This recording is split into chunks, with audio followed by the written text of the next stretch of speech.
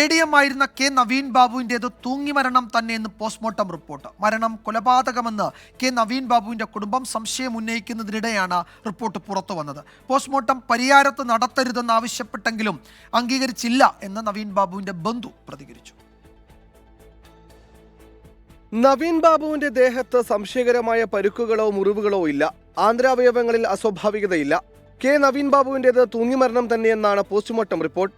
അതേസമയം സർക്കാർ ഹൈക്കോടതി നൽകിയ സത്യവാങ്മൂലത്തെ കുടുംബം തള്ളുകയാണ്. മൃതദേഹത്തിന് ഇൻക്വസ്റ്റ് അടക്കമുള്ള നടപടിക്രമങ്ങൾ കുടുംബത്തെ അറിയിച്ചില്ലെന്നാണ് പരാതി.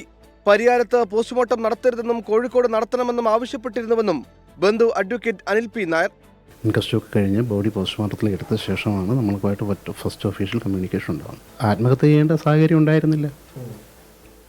ആത്മഹത്യ ചെയ്യേണ്ട സാഹചര്യം മറ്റൊന്നും ഉണ്ടായിരുന്നില്ല. പിറ്റേ ദിവസം ചാർട്ട് എടുക്കാൻ വേണ്ടി വരുന്ന ആളല്ലേ. കെ നവീൻ ബാബുവിനെ കൊലപ്പെടുത്തിയതാണെന്ന് സംശയിക്കാൻ കാരണങ്ങളില്ലെന്ന് പ്രത്യേക അന്വേഷണ സംഘം ഹൈക്കോടതിയിൽ ഇന്നലെ എതിർ സത്യവാങ്മൂലം നൽകിയിരുന്നു. CBI അന്വേഷണം ആവശ്യപ്പെട്ടുള്ള നവീൻ ബാബുവിന്റെ ഭാര്യ മഞ്ജുഷയുടെ ഹർജി ഹൈക്കോടതി തീർപ്പ് കൽപ്പിക്കാനിരിക്കെയാണ് സർക്കാർ കോടതിയിൽ സമർപ്പിച്ച പോസ്റ്റ്മോർട്ടം റിപ്പോർട്ടും പുറത്തുവന്നത്. 24 പത്തനംതിട്ട.